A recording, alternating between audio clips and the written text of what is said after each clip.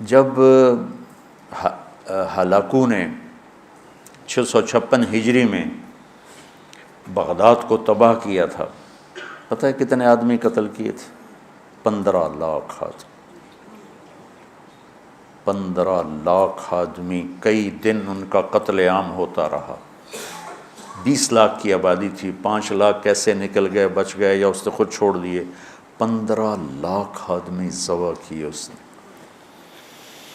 اور اس کے پیچھے بے شمار جو چل رہی تھی نافرمانی، اس میں ایک بڑی نافرمانی فرقہ واریت تھی، اور شیعہ سنی فساد اور شافعی حنفی فساد، مالکی حنبلی فساد۔ اب تو چونکہ اللہ نے ایسے بلاک بنا دیے کہ جو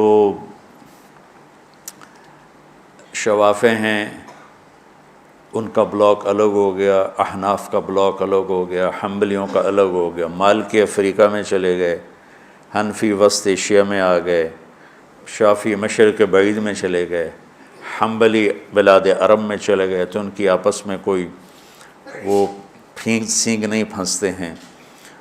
لیکن چونکہ شیطان نے تو محنت کرنی ہے، تو اہل السنت والجماعت ہو کر آپس میں اتنے لڑائیاں ہیں، اور مختلف جتنے بھی مکاتب فکر ہیں سب کے آگے مختلف مکاتب فکر ہیں، اور وہ آپس میں نفرتوں تک پہنچے ہوئے ہیں اور بغض تک پہنچے ہوئے ہیں۔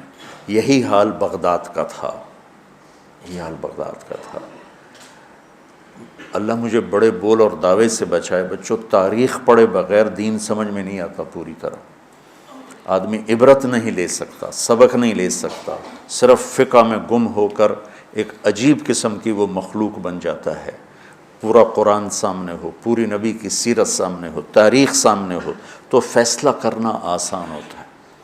بغداد کو تحت کر دیا ہلاکو خان نے، کہ اس کے پیچھے بڑا سبب یہ آپس کے روزانہ مناظرے ہوتے تھے۔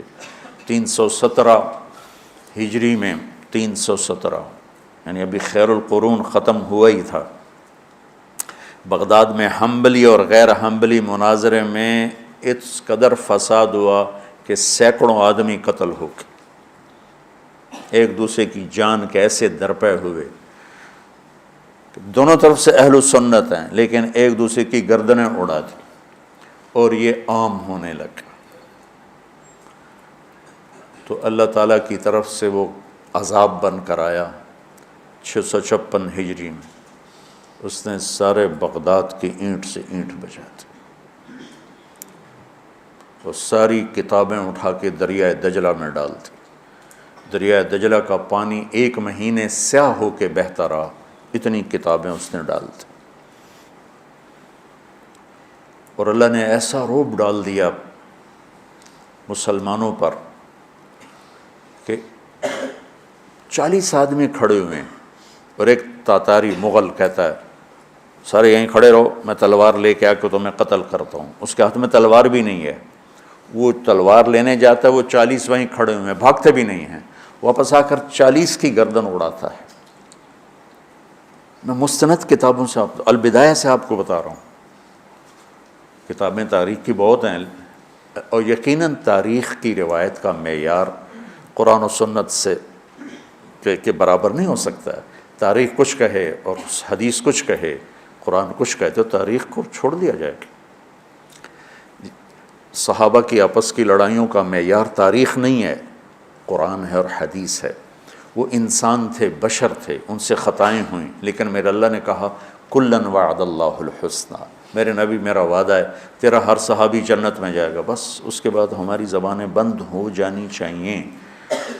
جن کو اللہ نے معاف کر دیا ہو، ہم ان پر زبان کھولیں گے تو ہلاک ہو جائیں گے، تباہ ہو جائیں گے۔ تو بچوں، آپ کو نصیحت کرتا ہوں، اور جو سن رہے ہیں، مسلمان بن کے چلو، اللہ کے واسطے فرقہ واریت کی لعنت سے نکلو نکلو نکلو، یہ ختم نہیں ہو سکتے۔ ہاں، ہم جڑ کے چلیں، اپنے اپنے مسالک پر چلتے ہوئے ایک دوسرے کو عزت دیں، احترام دیں۔ مولانا محمد قاسم نانوتوی رحمۃ اللہ علیہ، جنہوں نے دیوبند کی بنیاد رکھی، بہت بڑے مناظر تھے بر صغیر کے، ساری زندگی کسی مسلمان فرقے سے مناظرہ نہیں کی، ساری زندگی۔ حضرت تھانوی کے مواعظ 30 جلدوں میں ہیں، پڑھو۔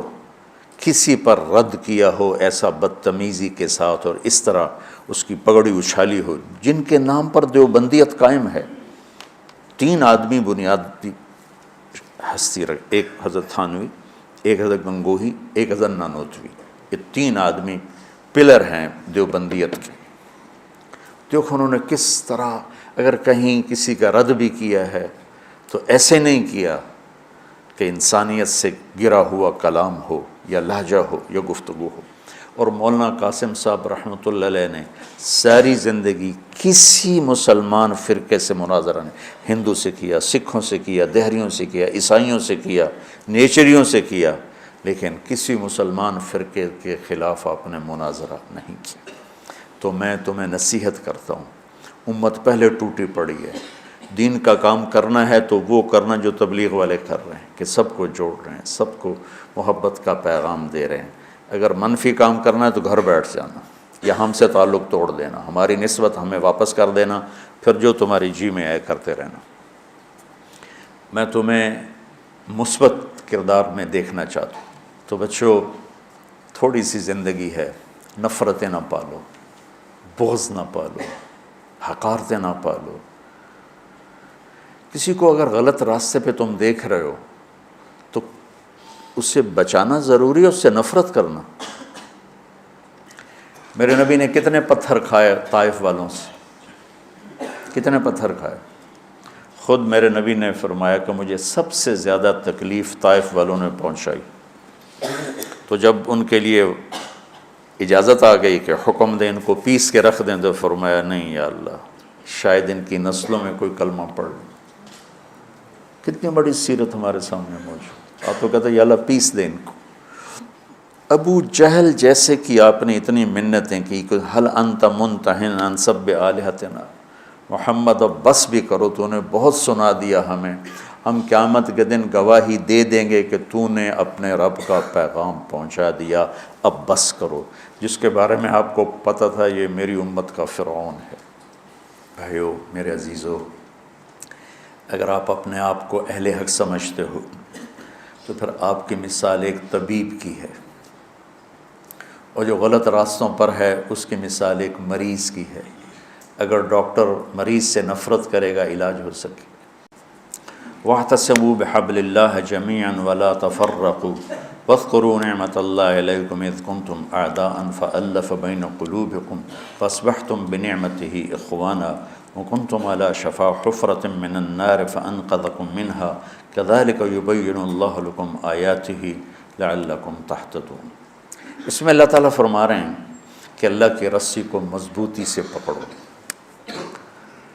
اور آپس میں فرقہ واریت کا شکار نہ ہو۔